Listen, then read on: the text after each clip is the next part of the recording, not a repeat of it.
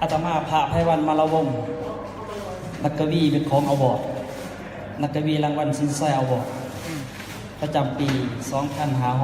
2560 ขอขึ้นมาอ่านบทกวีที่ได้รับ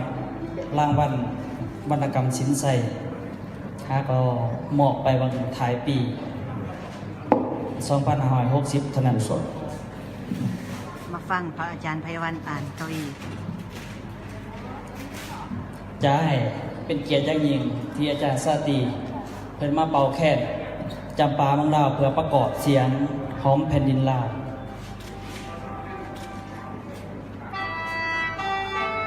อาจารย์ไพวันมาละวงศ์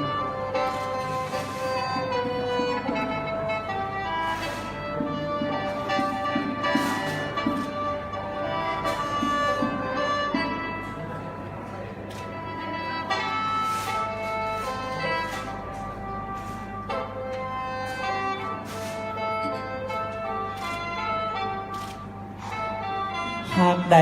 เทียมเท่าบาทฐานถิ่นดินลาวเฮาเดผู้ลำเนาม่านดารอหลอมเหลาเลียงชื่อเสียงน้ำเนื่องเกาะกองกายเกินกาว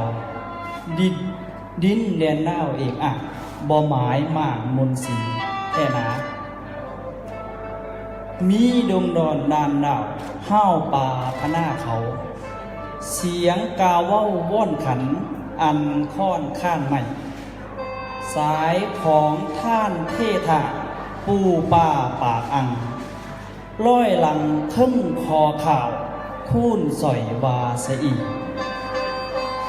ในดินมีบ่อแก้วมณีหุงเฮื่องสีมหานิ่นแนวงามคาสูงแสนสอยบ่อเผ็ดพ้อยค่ำหล่นอันนั่นน้องหนักบ่คอยตั้งแต่เหนือหอดไต่ฝังไว้บอนสถาน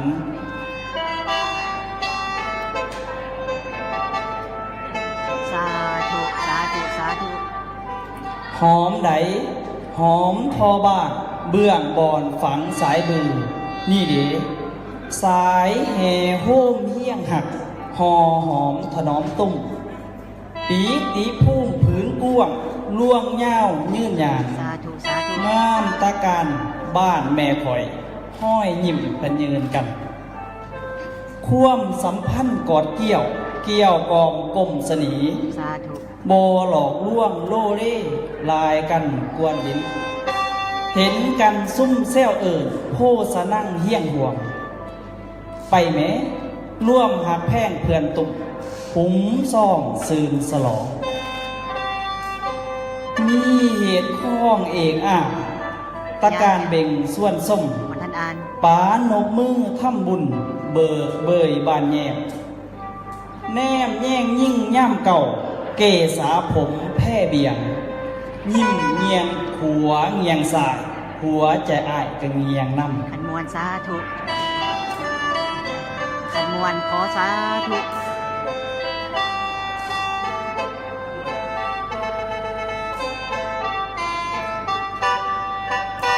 แผ่นดินล่าสุดเลิศล้ำสันติภาพคงเสถียรซาปะเกียนไก่ผืนแผ่นพุ่มพ่ายผืนค้นซืนส่วงส้มยิ้มพุ่มผ้าไม้หักหอสาธุสาธุบ้านพอกายเกิดเก่าหาสายเท่าทองท่านใดดีต้อมสมานตอมตุ่มโค้มห่วมเฮี้ยงกันอย่าให้ม่านมากวนก่อกรรมการหากทำลายแดนดินพวกหวงแหนหักห่วงปวงปราสาสาเสือเหนือไต่สิอยู่เย็นสาธุเห็นดินเคยยังย่อยน้ำตาลังดิ้นตกข้าวนั้นหัวอกอุกละท่มท่วงทางเทเทื่อนสถานม้วนม่านมาหมายมาทำลายเล่าลุกดมจมแจบจำจุมผืนเมืองขึ้นลาอาณาดวงจำปาโศกเศร้าแสนแสบส่วงกระสันนายเด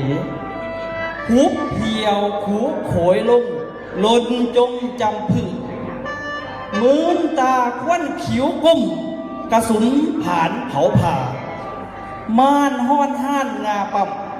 ค ขวนนำเถือถาถิ่มก็ยังยิ้มยาวประไทย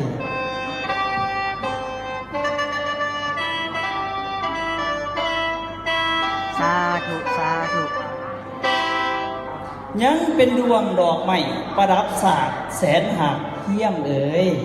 โบลาเลื่อยไล่หอมกองดินแดนกวคือดวงดาวเดือนฝ่าหอมนับผ้าเพ่งผอมป้าหักหนองแม่นำล่ำห่วยหองกระแส กวีเล่าเก่าไป เบิ่งแหมปางกอนกี้การเก่ากายหลังปางปูเฮ้าห้ามเห็นกอดินแดนบาสืบสารพงพันเหงาเครือเล่ามีสูงขาไล่มือมาหมอบเมียนเสถียรไว้ในบ้านใจสาธุสาธุ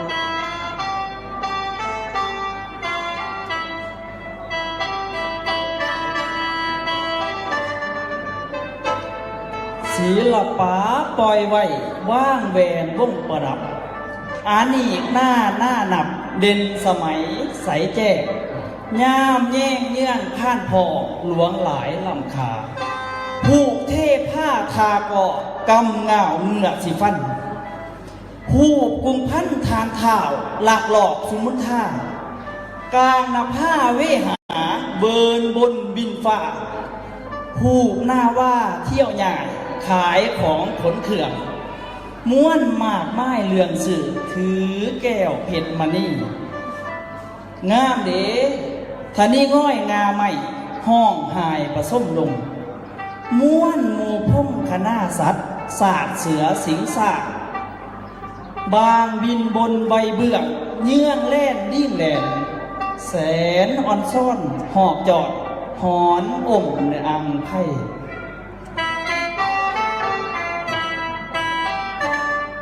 ขันมวนขอสาธุ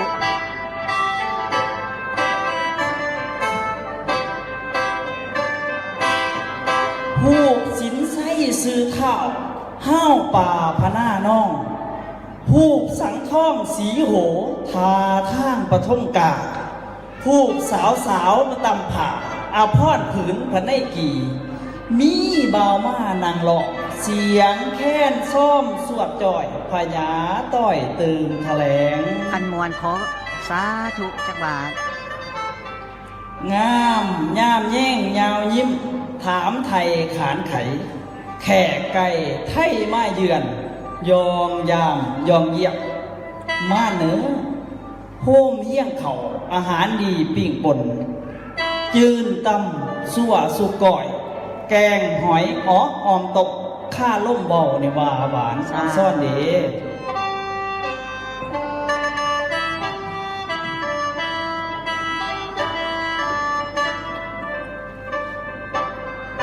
สารสืบสารบ่ว่างปล่อยปุ่นปะใจเมตตาอารีหักหอมถนอมตุ่มบ่ว่าเหนือกลางคุกข้ามีโฮมหักหอมรอหลอมพันผูกหมัดสัมพันธ์กาแกนทนุ่งหักขมเขตควงบ้านหมายหมอบซีว่าเยี่ยมแล้วคือมัดสาแพ่งวันวางเบิ้นวงกวกคือกวงฟ้านเสือสาทานี่นั่งหักป่าปัดสีหักนานฝ่านาผ้าเบื่อบอนบนแท่นา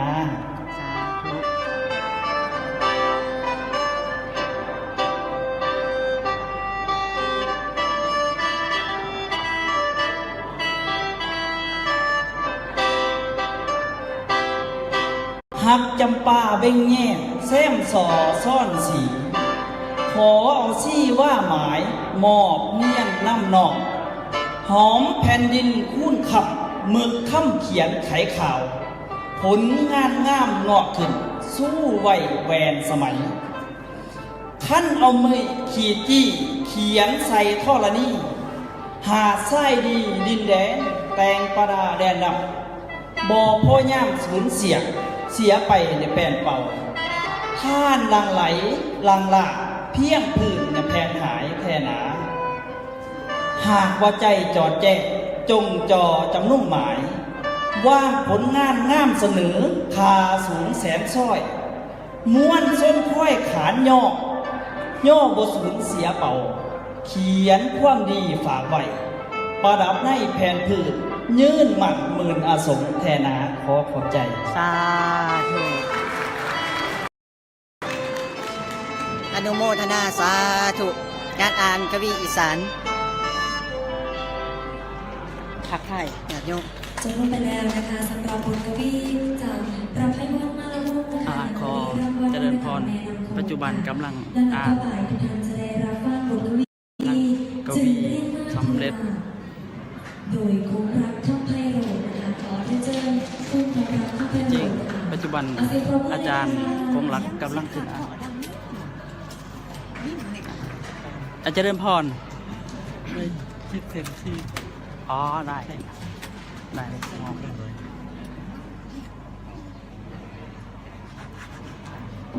คือ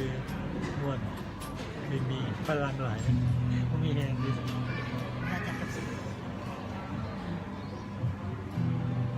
อ่ะ จึงเรียนมาเพื่อทราบโมแมนนะครับ